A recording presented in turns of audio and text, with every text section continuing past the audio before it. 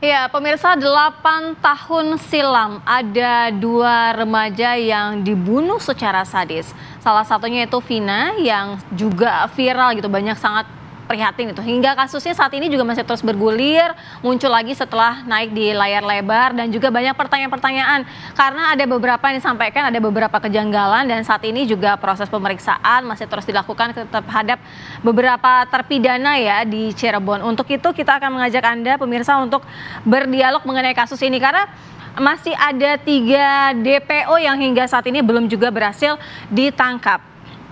Sudah bergabung bersama kami melalui Zoom ada Bapak Sugeng Teguh Santoso, Ketua Indonesia Police Watch. Selamat pagi Pak Sugeng. Pagi Pak Sugeng, Assalamualaikum. Waalaikumsalam, selamat pagi Mbak Ratih ya. Baik, Mbak, kemudian dan juga Mbak Sera ya. Ya, betul Pak Sugeng.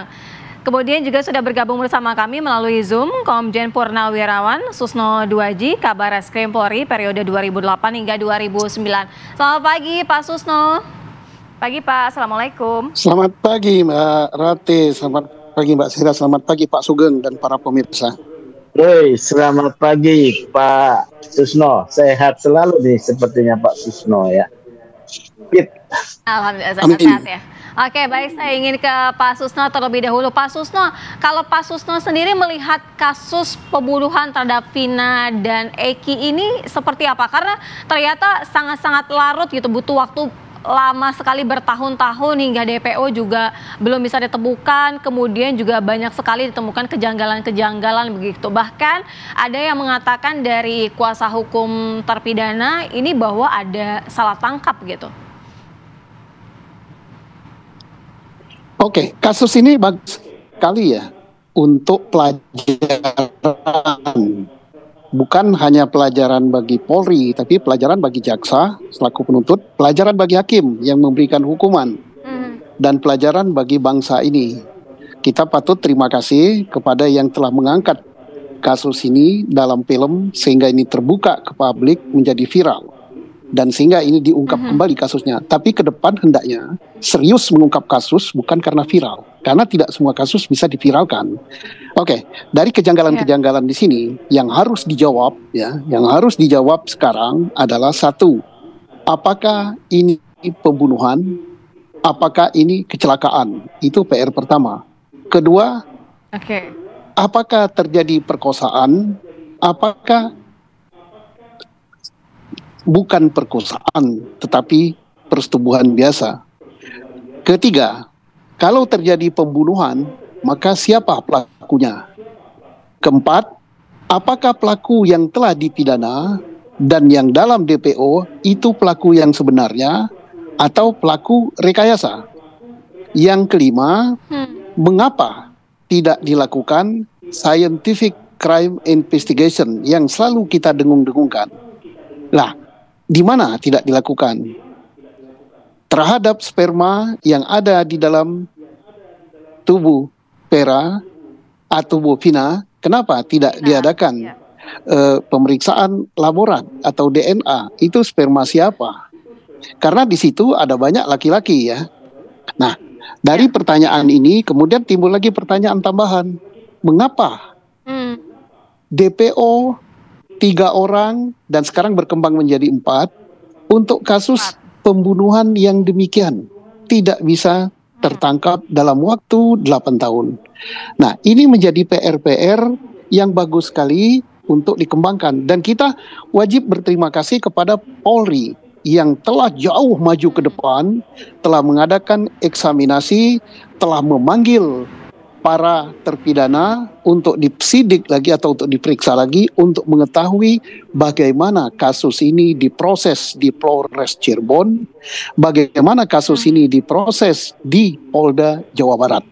Nah, apakah dalam proses itu terjadi penganiayaan, pelanggaran HAM, terjadi pengejaran, yang dicari itu adalah keterangan atau pengakuan terdakwa, itu yang diutamakan atau apa? Karena kita ini dunia ini udah modern. Pengakuan terdakwa itu tidak wajib atau tidak harus dan tidak terlalu diperlukan. Itu bukan alat bukti yang utama.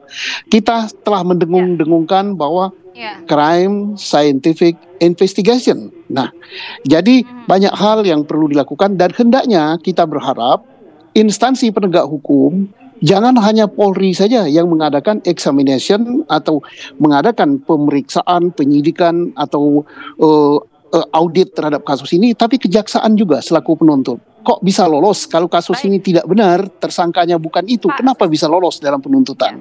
Hakim, Komisi Yudisial juga harus kerja keras. Ternyata kalau bukan itu tersangkanya atau terdakwanya, kenapa dipunis? Nah, inilah pelajaran yang bagus bagi kita.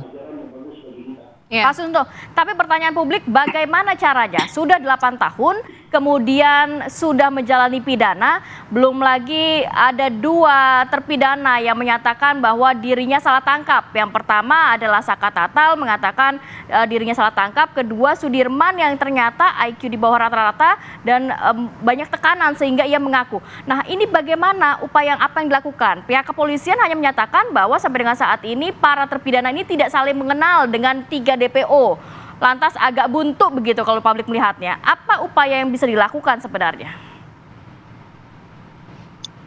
Harus bisa diungkap oleh Polri. Pertama, apakah proses penyidikan telah sesuai dengan ketentuan hukum yang berlaku?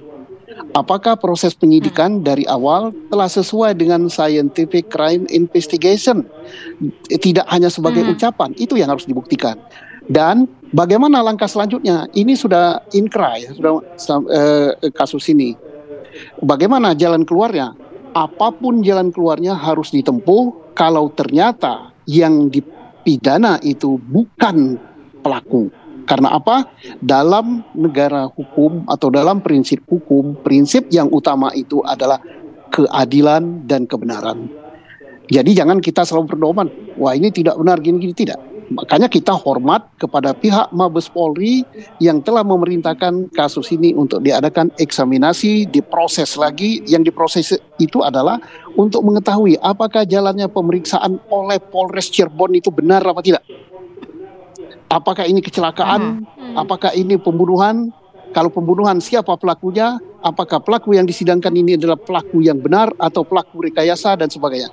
Tentunya pihak Mabes Polri telah melakukan pemeriksaan lebih jauh, yaitu terhadap siapa yang bertanggung jawab pada penyidikan pada waktu itu, yaitu Kapolres Cirebon pada saat itu, 2016.